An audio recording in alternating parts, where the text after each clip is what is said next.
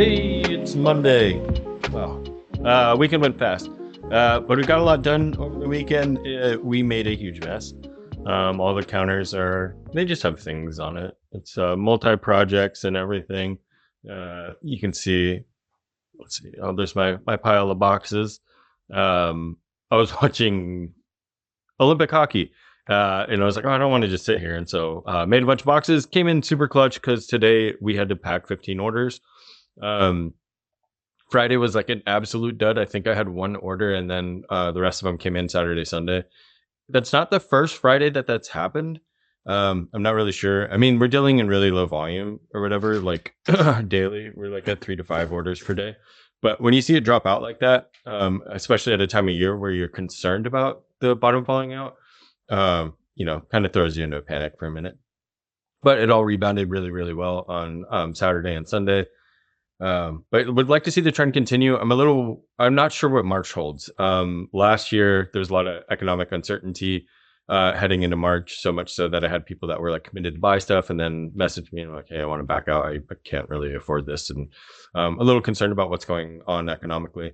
And so we felt the wrath of that a little bit from March on till about like the whole year. Honestly, last year was just not what we had expected. It was good and we grinded it out, but like at certain points I felt like we had a bar set and every time we were just coming in a bit under that bar. And so I really, really am interested to see what happens this year. I want to see if it bounces back. I want to see what it's like. It felt a lot like we were starting this at the lowest, slowest part, like time possible economically. And then also, like for us personally. So it was kind of like a weird position. It's like, well, if I had to choose to start a business at any time, I'd rather start it off in one of the worst times that I know that I can fight my way through rather than start it up way high, blow out expectations, and then when we hit one of those lulls, not know what to do. So yeah, I mean, it's kind of a blessing in disguise. So like it kind of only way up from here is up. Just interested to see in the summer months here in Austin. Like we saw sales drop off quite a bit. People are engaging in outdoor activities, traveling a lot more and all that stuff. We saw that because we were doing the garage sales quite a bit. Like we'd have people come in and buy stuff. And for each one of those that we had an expectation last year, I don't think we hit a goal that we had set. And we had continually chopped it down 20%. And then each time it was just worse and worse and worse. And so now we've really trimmed back the amount that we're going to do them. Once a quarter seems reasonable. I think it'll make it so that people get excited about it, hopefully. But also we were losing about a week a month to set up for it, and it doesn't look like it, but it takes a lot of work, especially for one person. And that you want to stage everything, price everything, make sure it's all out, get everything cleaned up, put away.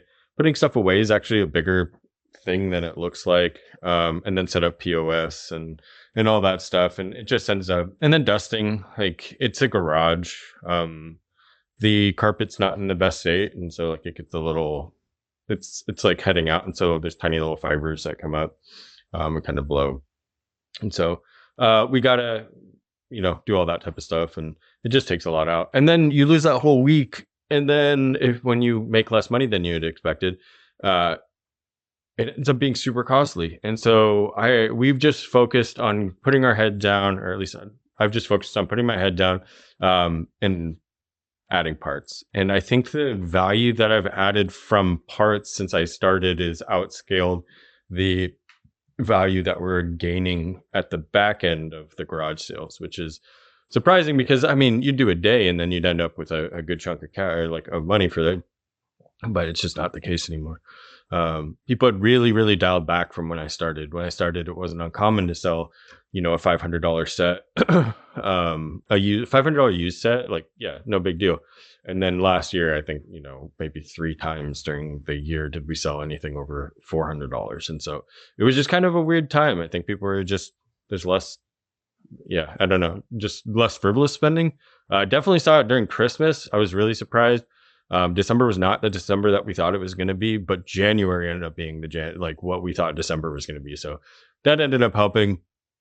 I'll decide on. I'm gonna have a conversation, and decide on like how much financial information we want to share, because to me, it's the most interesting part of all of this, right? Being able to talk numbers, being able to kind of get an idea for what something like this does. It takes a lot, and so like if I think it's just more interesting. I think it's more interesting if I'm able to be transparent and show, what's coming in, what's going out. I don't know if I'll always be able to show what's going out, just because, God, there's just so much stuff. Like it doesn't seem like it, but there's just so much expense that's associated with this stuff. I'm like always boxes, always packaging. I try and buy in bulk, but less since I started. Probably in startup costs. I don't even know. I can't even estimate it. Just because there's fixtures and then there's things that we got rid of pretty quickly. Like I had an additional rolling table that we didn't use. And then we're not even in our final iteration, right? Like I don't know if I'm going to keep the minifig table. It's super good for like if we're to do a convention or when we do the garage sales, but it just adds a whole nother layer when trying to pick stuff. It makes it a little bit more difficult. They're out and exposed and not bagged, so they can get dusty. And then also you lose two gigantic tables worth of space to work off of. Now, keeping it real, it would probably just have stuff on it that I would have to clean and don't.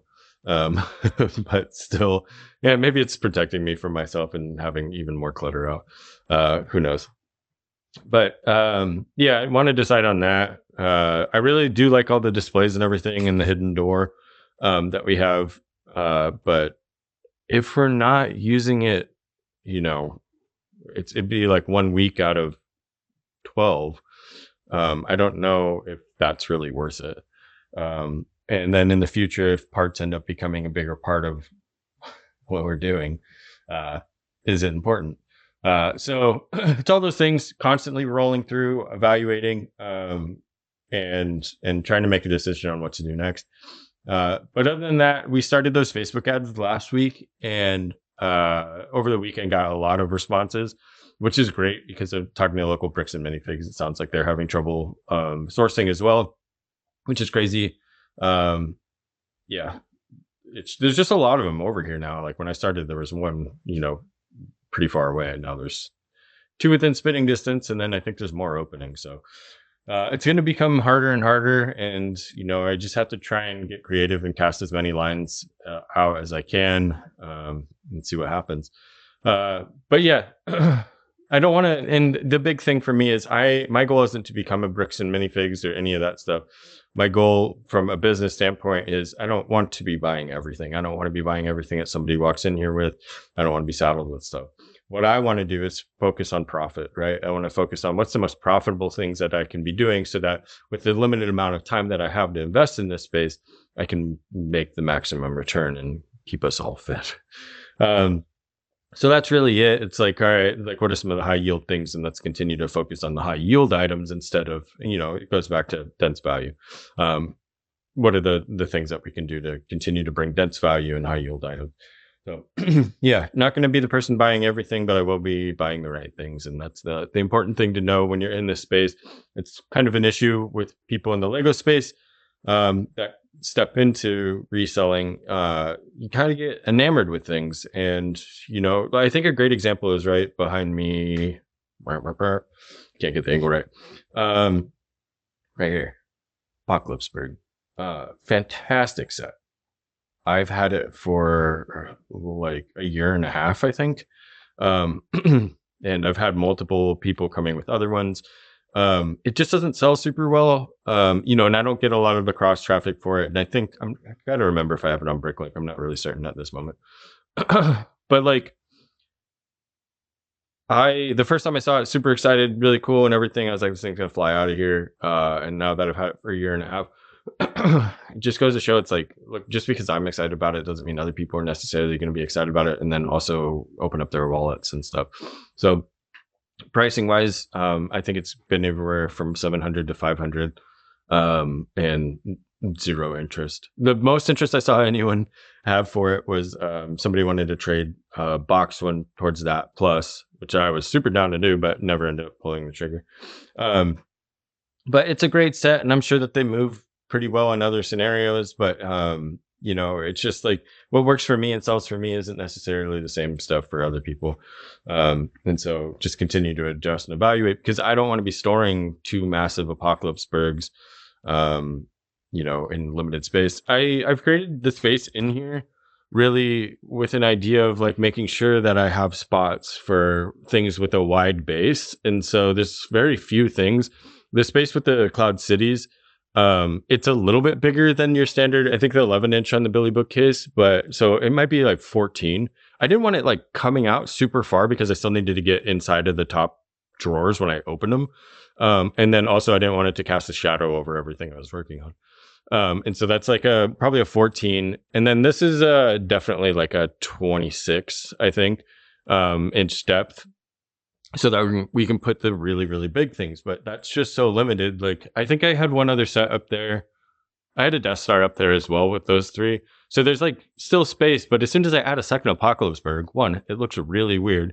And two, it eats up that spot. And so like I gotta be kind of cautious, which is like not a great position to be in. Like saying no to things that are too big when they're valuable. But yeah, I don't know. Like I said, I would say yes to the right things, and it's not always the right thing. Uh, yeah. And then I think those are just empty boxes, except for the Vespa up there. That's just so that when I move the door, nothing falls on me. And then like shield helicarrier, like there's one here and then one up there. It's very wide. It doesn't fit on the Billy bookcase, and so it has to stay up there. So just things to, I don't know, keep at the forefront as you navigate through, or as I navigate through. It's like I'm not going to be the person saying yes to everything.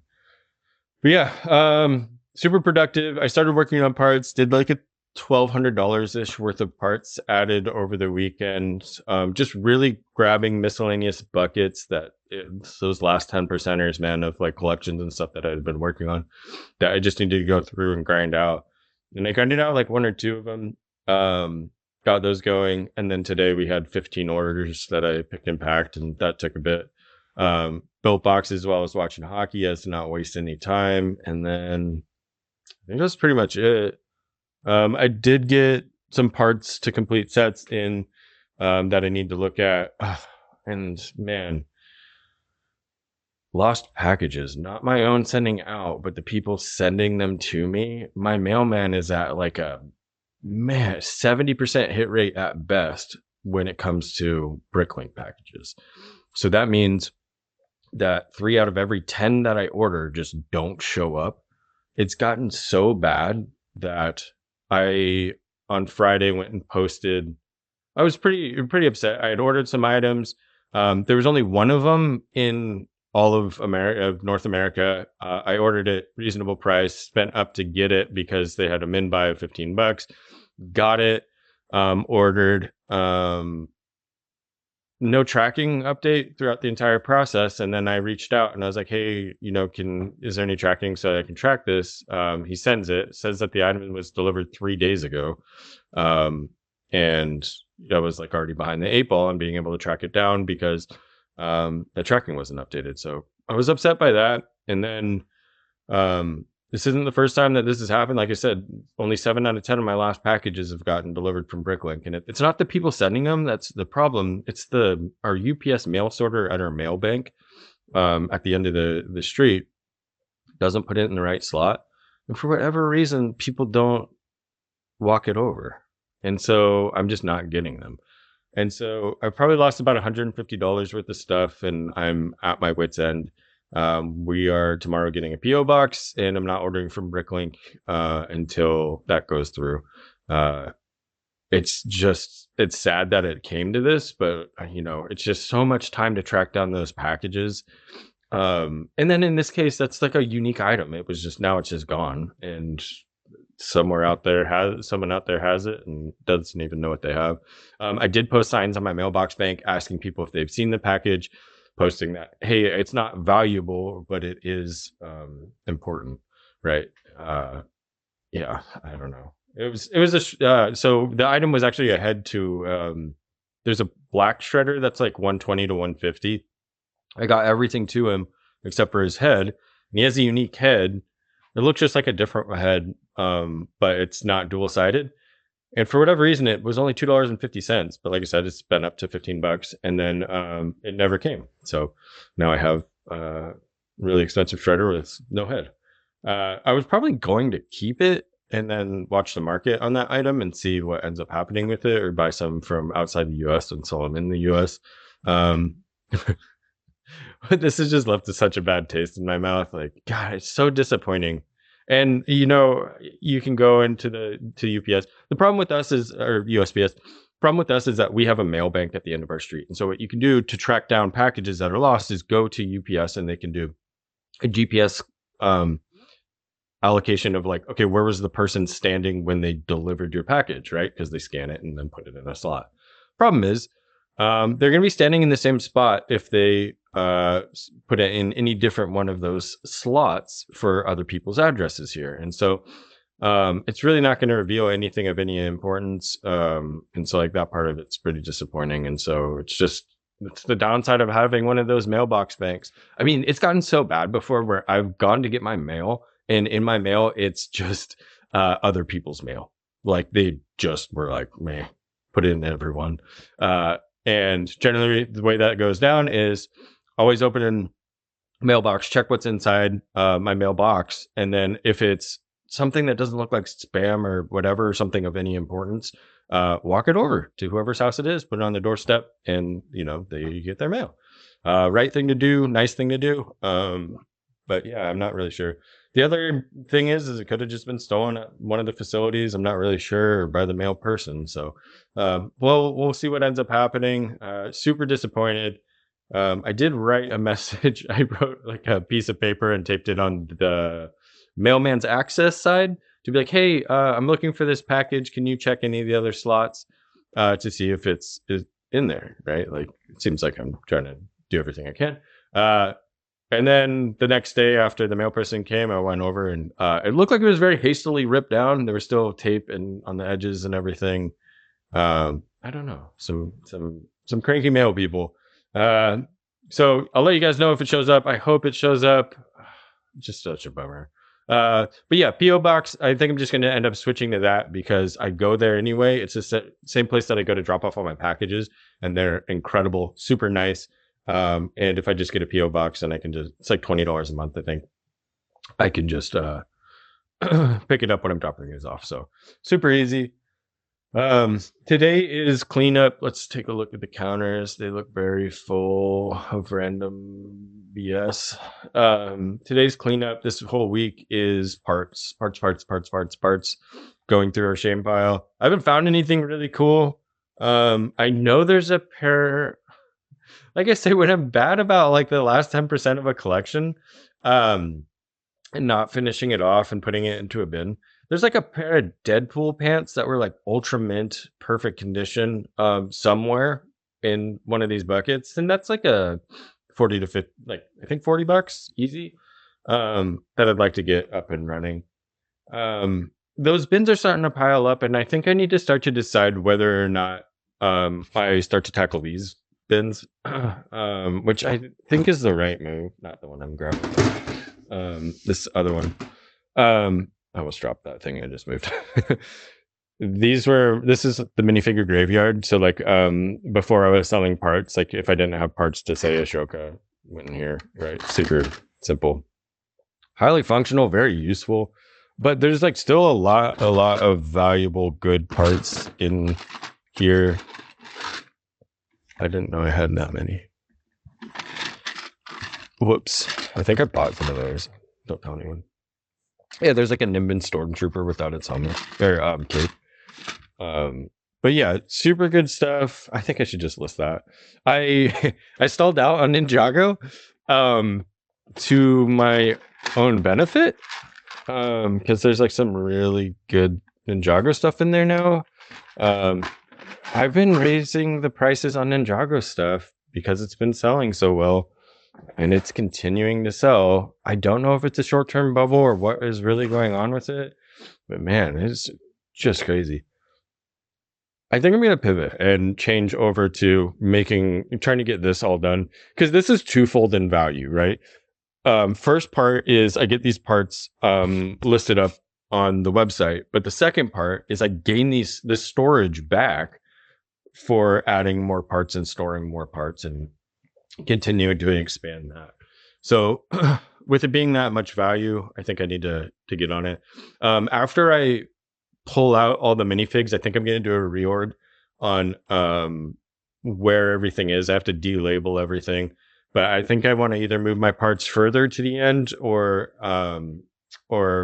closer to the side. So like, yeah, I got to decide on where, because it's important to like find out where you commonly stand and do things, and then kind of build out from there, left and right. There's also plugs that I have on the underside of the countertops that like you want to be within a certain range of and stuff, because we have we have a lot of different tools and stuff that we use that use plugs. Yeah, crazy fun. I'm trying to think if there's anything else. No. I think that was pretty much it. It was cool to watch the Olympics, but now I'm ready to watch regular hockey again. So kind of glad it's over. Weird. But yeah, let me see. Wait, there was something on the packaging front that I had changed, and I can't recall. My printer, man, I've got this Dymo printer. I use it to print out each of my minifig labels, the ones that are like here, and then they also go on here. And man, the amount of jams that this thing gets is nuts. That's why it's splayed open like that, and it has like the labels.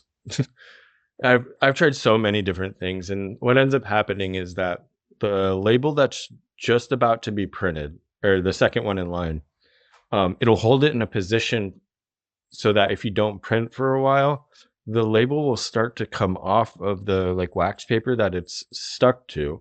And so when you go to pull it through, it gets caught and jams. And so like such a weird design problem.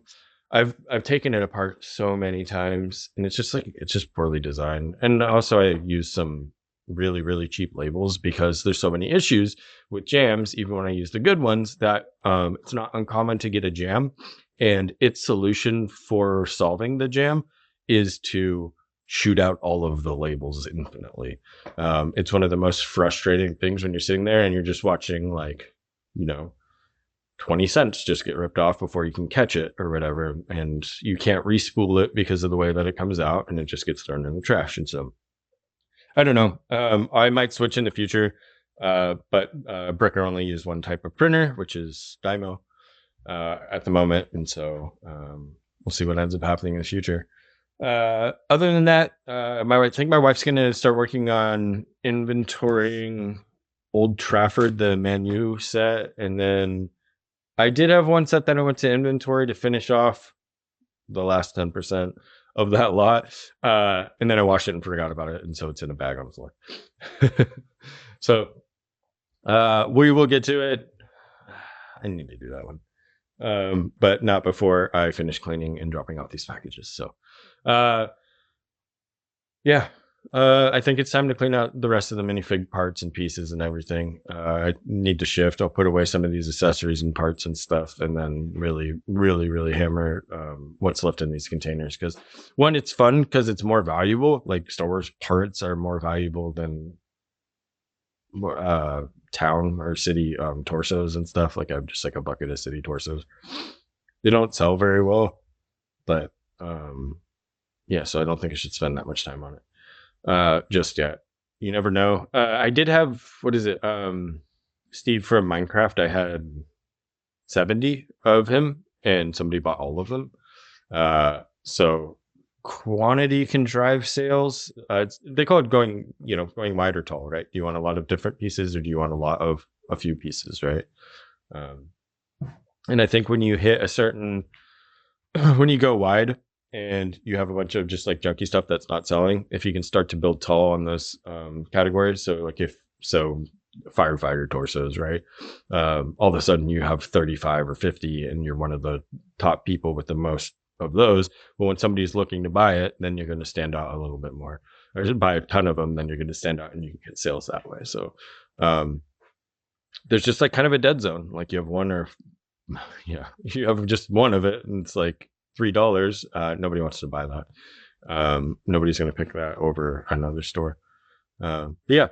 So I'm going to start getting these cleared out, drop these packages off, and we'll check in tomorrow. Thanks. All right. Good morning. It is Tuesday.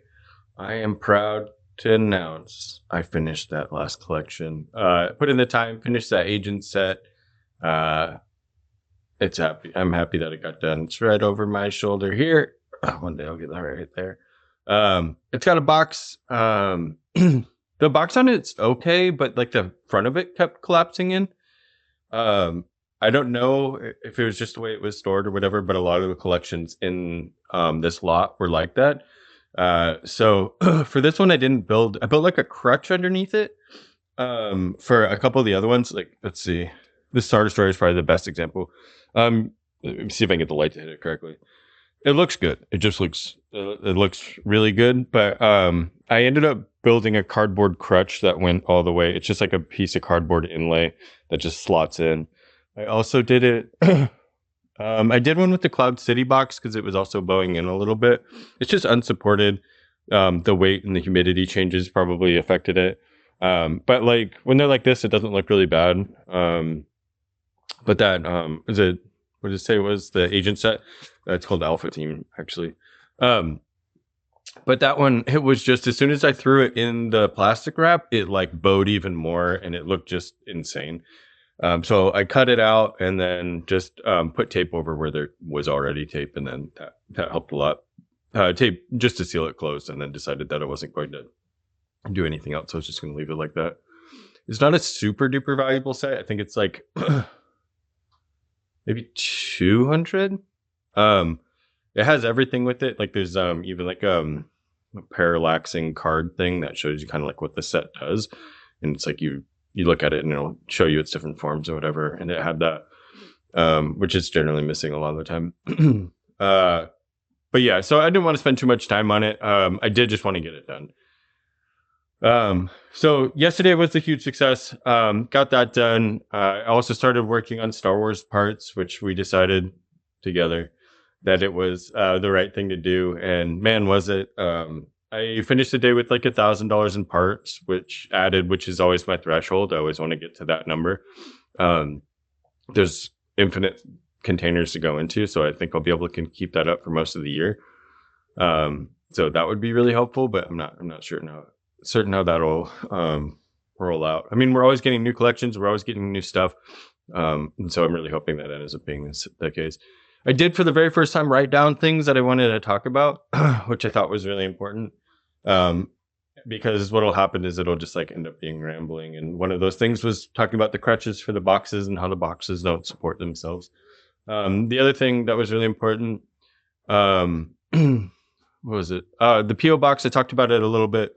Gonna get that today. It just needs to happen. Like I'm at the point where I can't order anything from Bricklink anymore because a 70% hit rate on getting the package delivered means that I'm not feeling very confident. I'm just hoping to God that the orders that I did place all show up.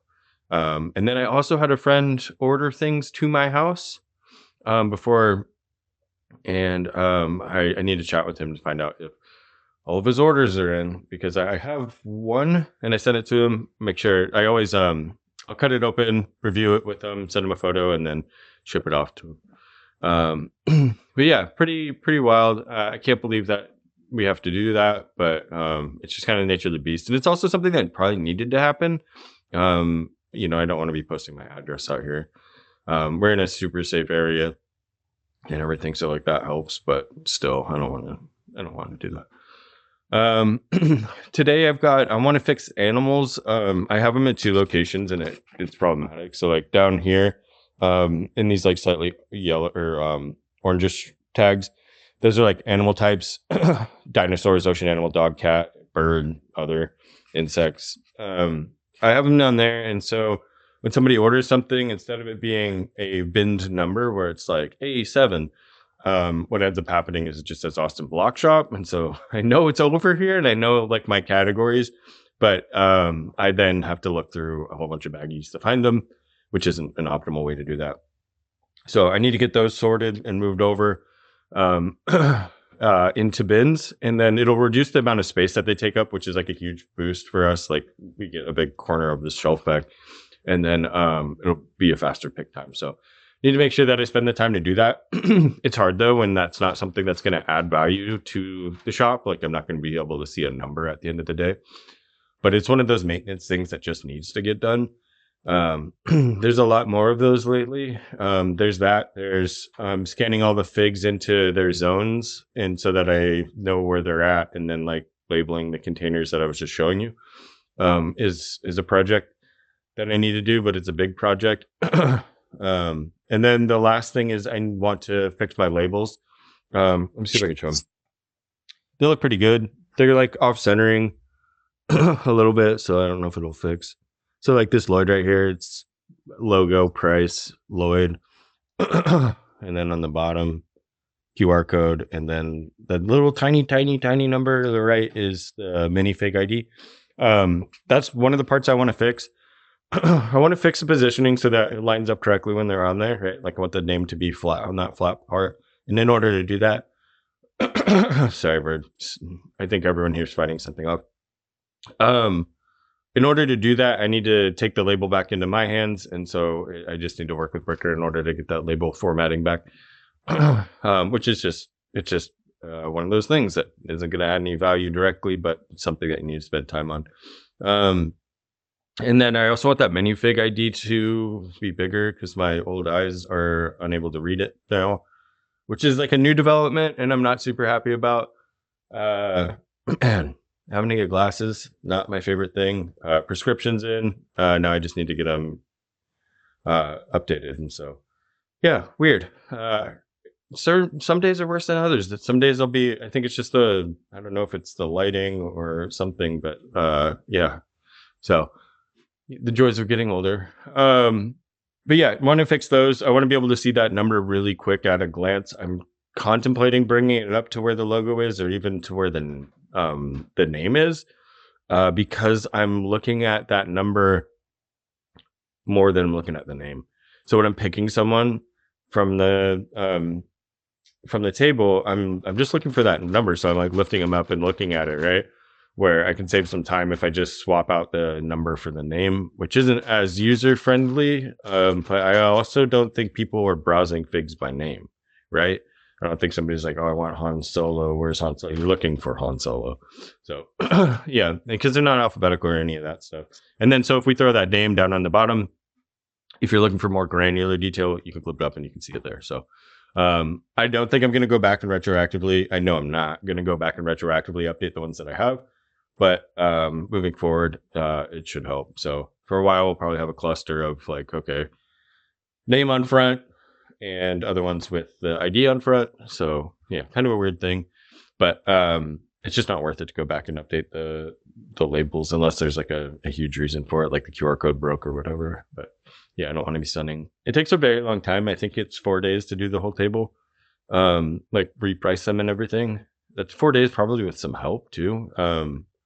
Because I did the first table and like the initial setup of the table, and then something happened with the QR code early where it wasn't scanning it correctly, and I had to go back and do it, and it took a very long time. And then just recently, a friend and I we went and redid all of CMF. So, and that was a reprice for all of CMF, which is 1/4 of the table. And that took 2.5 days. So maybe my estimate is even under. For CMF, so they did have other things that we had to do. We had to add base plates with them. And then we also had a large backstock. So either way, it's a lot of work to do. And it's also not the most fun work because you take the fig off, peel or print out the label, put it on, put the fig back in a spot to be able to put back in a different spot and do that 600 plus times. More than that because there's backstock. But yeah, pretty wild. I did get a Bricklink order in. So I think I have 2 pending out there. So one of the 2 did come in. It came in a couple of days ago, but I didn't have the capacity to deal with it when it came in. So I set it aside, but I processed it yesterday as part of the stuff I was working on. I knocked out, it had some parts for Cloud City. Cloud City was missing one 1x4 plate in dark gray, and I didn't have it, and so got that replaced. And so Second Cloud City's all done, 100% complete, good figs. And then there's also this set. I don't want to mess up the name because it's kind of touchy. So I want to see real quick. Dragon Fortress, I think is what it is, but Orient Expedition. Kind of a weird name, kind of on the border. But yeah, really cool set, really cool base plate. And then also in really good condition. So this set too, it's kind of like a master set in that we had all the cards. We had all the cards, all the tiles, the dice. I mean, we even had the knockout for the flags. Pretty awesome. Dragon's in amazing condition.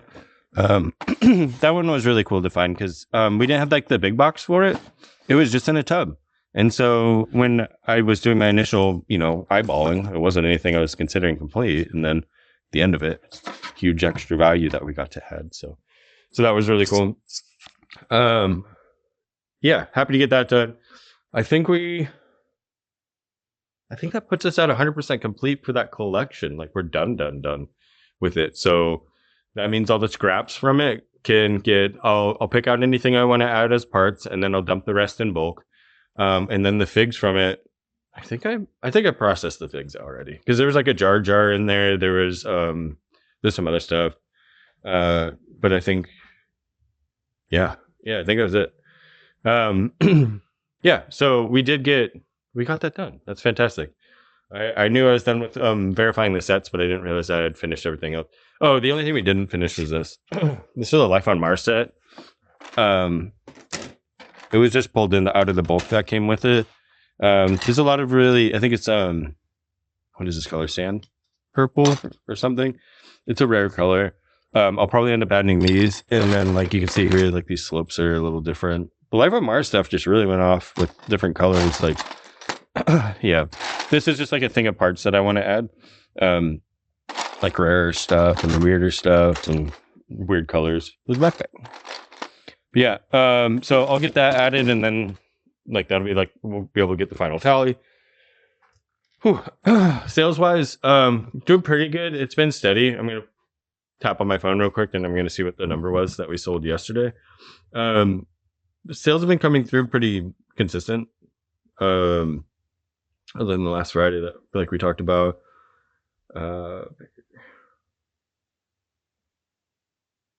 So like around $150 from yesterday, which is okay. With adding parts, our average purchase price has definitely fallen. With that, we've gotten an increase in picking times and an increase in packing times just because it takes more to do less. But it's raised the floor. Like without those solid part orders, then we wouldn't have had any sales, right? And so that's $150 that we made that we wouldn't have made otherwise. I think there was another order early in the morning yesterday that I was able to get before I sent packages out. So it might be a little bit more, but I'd like to start to talk about what those numbers look like because it's interesting, right? To me, that's one of the most interesting parts is like, all right, what are you actually doing in order to get things moving? So next up, I want to we'll try and do the animals today, which would be really boring, but needs to get done. I want to push through some more Star Wars. We got a lot done. My goal is at least $2,000 in value added via Star Wars stuff, parts in that. And then hopefully, I think I can finish it. I think I can finish it off because we're just at the bottom quarter of what we have, which would be really awesome. And then, finish the animals, finish that, and kind of push through to the next. Trying to think if there was anything else big sales wise. Oh, the next like big project that I want to do is getting more of my sets on Bricklink. I have a lot on Bricklink, but not everything because I didn't go and verify everything is 100% complete, and I think it's time to do that. A lot of my sets, like it's just accessories and stuff that need to be verified, but I don't want to just like click them over and then add them and just say, oh yeah, they're 100% and then deal with the fallout. I want to spend the time to go through all of them. generally what the process is the item comes in, we clean it, and then I look over it to see what's missing, order what's missing, and then put it out on the shelf. Um, Very rarely do we put something out on the shelf that is missing anything, like anything. Trying to see if there's anything that I know. If there is anything missing, it gets added to a note and it gets added to the tag. But it's like we do so many Bricklink orders most of the time, that we just always add in the little part as we need. But yeah, I don't know anything that's like missing anything. The diners definitely need another look over because I had three of them. I have three of them, and I think there was one that came in damaged. It's noted as damaged. It's just like a little bit yellow. Um, and I don't know that it got 100% Passover. I know that we ordered the figs for it and stuff, and we have a back stock of those figs too. Like I bought a collection and it had just a pile of figs that said for modulars, and so I actually listed those recently, and so it's kind of nice to just have that back stock. Yeah, no, I think Tokyo. I have on my Tokyo set. There's just like a little piece missing. It's like yeah, I think it's the only one that has it. Everything else is good. Oh, and then my Shield Helicarrier doesn't have the microfigs. It was missing Cap and someone else, and so I just took them out, sold them separately, and then I have that listing up as no microfigs. It has all the big figs, or regular figs, but no micros. So it affects the price pretty considerably. But I did sell Iron Man, I think just yesterday, or the day before yesterday. That might have been that big order. It was Iron Man and Eomer from Lord of the Rings, and that was just those two things alone were like $155. So pretty wild. Yeah. I just saw my shredder that has no head because it was in that order. Uh, and there was only one in North America, and it still hurts my heart. I think, yeah, I don't know. I tried to order it from other countries, and they don't ship here, which makes sense. But yeah, what a pain. I'm gonna get to it. Looking around to see if there's anything else. No, hit all my bullet points. I think that's good. We're gonna call it for today. I almost did this video at the end of yesterday, but I was like, well, then I won't have anything to do in the morning when I wake up and talk about. It's always good. It gets the blood flowing, and it gets me thinking about what I want to do. And just like yesterday, it was really nice to come to the conclusion that working on the Star Wars really high value items, getting those listed parts listed is definitely the most important thing to do. So kind of talking it out definitely helped. But we'll check in tomorrow. Talk to you then. Bye. Good morning, y'all. It is Wednesday. It's about 9:20 here, so we're just getting started a little bit. Finished picking orders. Took about 20 minutes. 14 orders with, I think, what was the total value? I think it was around, I want to look now. I think it was around like 280. I think it was 280. I closed the thing that shows what it was. But pretty good overall. It didn't take super long. There's only one issue. I had a pair of pants that when it got scanned in through the AI recognition, it looked like red permanent marker on it, and I didn't see it, and it ended up seeing the red permanent marker and IDing it as a different pair of pants, which was really, really, really odd. First time it's happened in, I don't know, 8,000 parts or something like that. So you can't trust it fully. You have to be pretty diligent about it. It would look dead similar, except for like there was a sash on the other side. So I can see why maybe it got mistaken. But either way, I'll just send a message to that person, allow them to either let me cancel it out or remove it from their order or cancel the whole order. That's a pro tip. If something that you ordered isn't there for your Bricklink, for somebody's order, allow them to cancel the whole order. I've done it so many times where the only reason I'm placing an order is because they have the full selection of all the things I'm looking for, right? And if one of those key items is missing, I want to go to another shop because I just want to get a shot out in one, because it's about $7 to $8 shipping for anything out there right now. So important to know. Give your buyers the option to do that, because man, it can be a big old pain in the butt. Other than that, I'll show you what we sold. Might try and do this every morning. We'll see what we can get up to. A lot of shoulder pieces, Ninjago torsos, good torsos. There's a really rare Bucky torso there. And then just a smattering of figs, nothing crazy. Snakes always sell for us. I think that guy is Chop Rye. And Batman, man. Ninjago and Batman are paying the bills. And then some really weird rubber bands. One of the spheres from Bionicle, and then we had 100% complete. What is that? Razor Crest. I bet you the new Mando movie hype is gonna spike some of that stuff, especially like in the affordable range of like, I think that's $100. Yeah. I have a big Razor Crest, so yeah, maybe that'll go. That'd be really nice.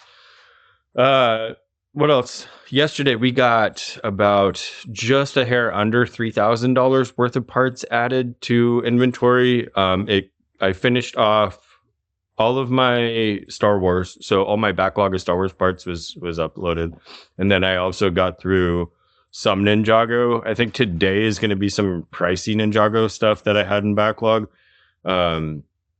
Colloid and Kai I didn't add to inventory yet, like the backlog of parts, and so yeah, that could be some juicy stuff in there.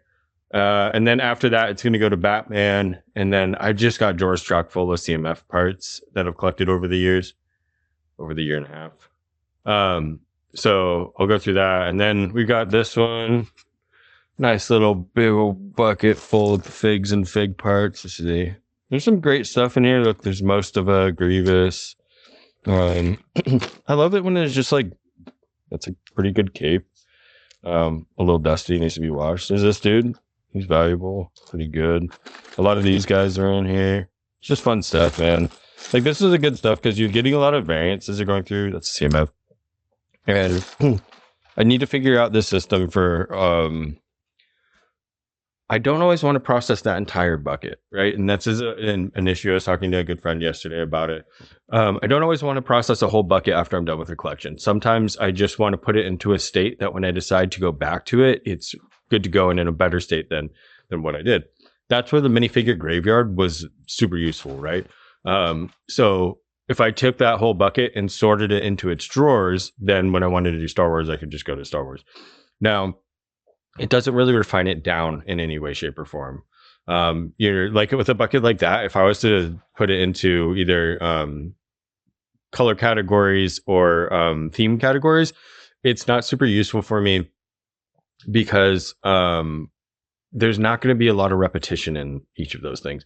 But when I have 3 or 4 or 5 collections that have gone and dumped into something, and then now I want to go back and do minifigs, now the likelihood that there's repetition in there is better, and repetition for adding parts or repeats of the same part is super useful because you're only scanning it one time and you're just changing the number, right? So like adding 5 of that shark guy torso, for example, is, if I just do it, if I just hit that 5 and go, then, it saved me a lot of time. And so that's what I'd like to do, is allow these things to build up to a point that when I go back, sort through, I'm entering them into the computer a lot faster.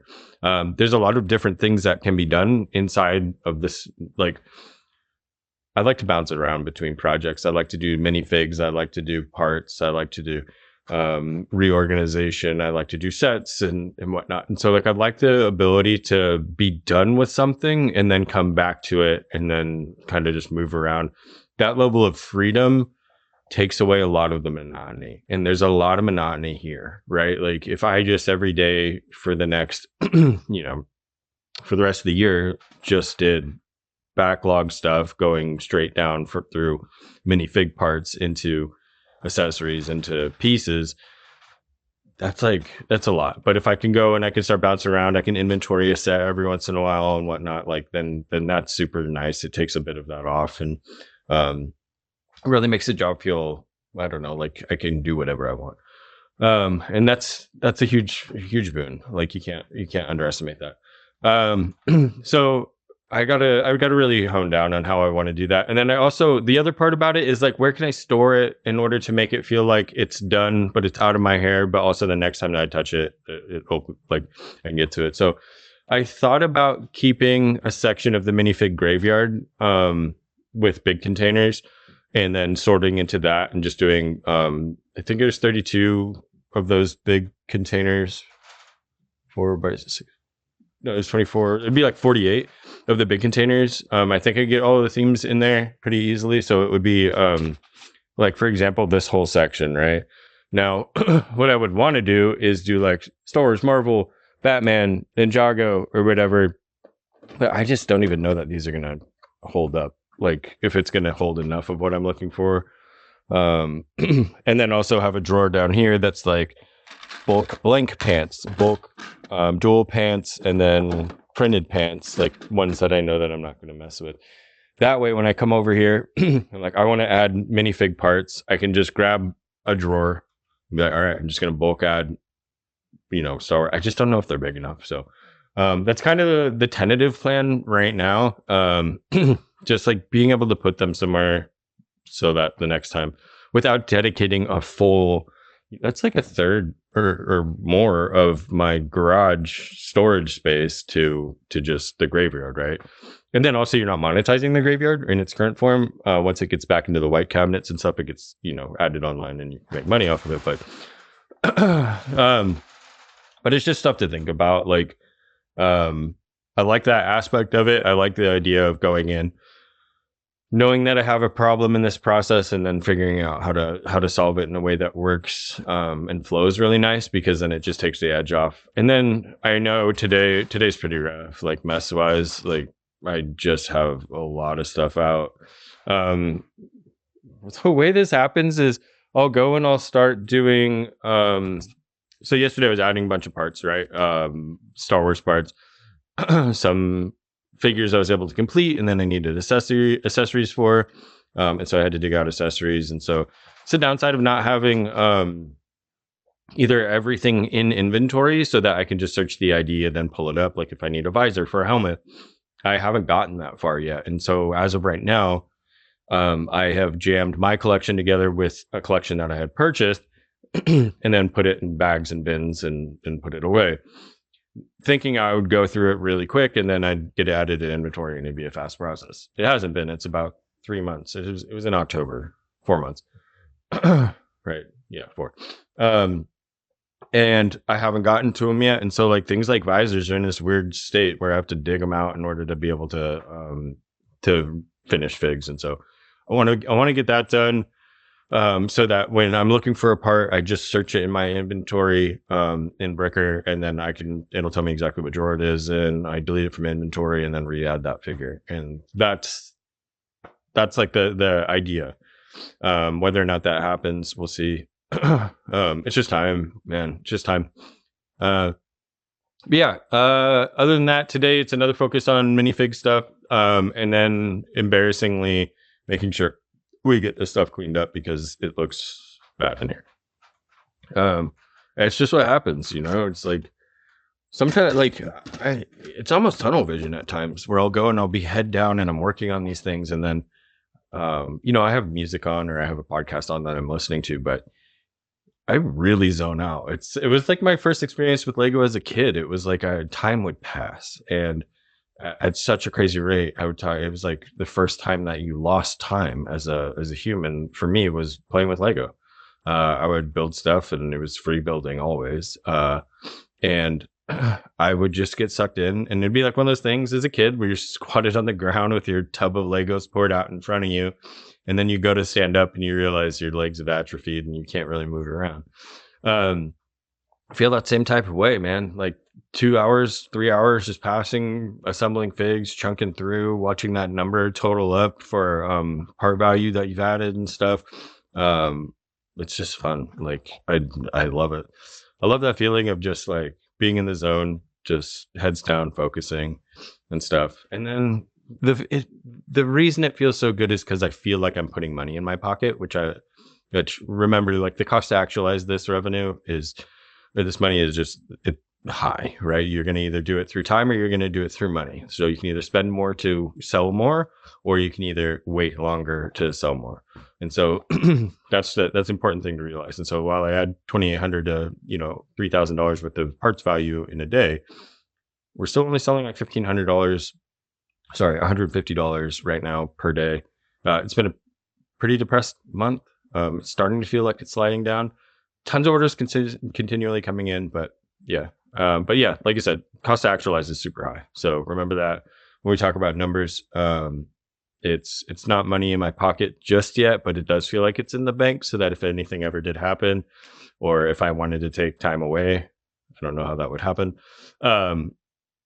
That we'd still continue to get some money rolling in, which is a good feeling. It feels like I have like things that are encapsulated little pods that will continue to sell off. I just need to prep them and put my time at them. So yeah, man, Lego is the best. I just get lost in it. And talking about Lego, as you can tell. But yeah, other than that, everything's going great. Yeah, I just wish it was cleaner in here. I think I'm gonna do that right now. I have these orders actually to pack. I think it was 14 or 15. I'll knock those out, and then I'm cleaning. And you know what? These videos have been super helpful to me because they've helped me talk through and organize a little bit more. Like going through Star Wars stuff was definitely the right move. I don't know that any of those parts were directly what I sold yesterday. It hasn't been very long, but higher value, denser value things listed first is the way to go. And I think I lost sight of that for a minute when we started talking about it. Help me remember. And so I'm still going through, I'm still learning this. I'm still trying to find out the best practices while also not burning myself out. But that's definitely what we want to do. So super helpful. We'll check in tomorrow and see if I actually clean. All right, peace.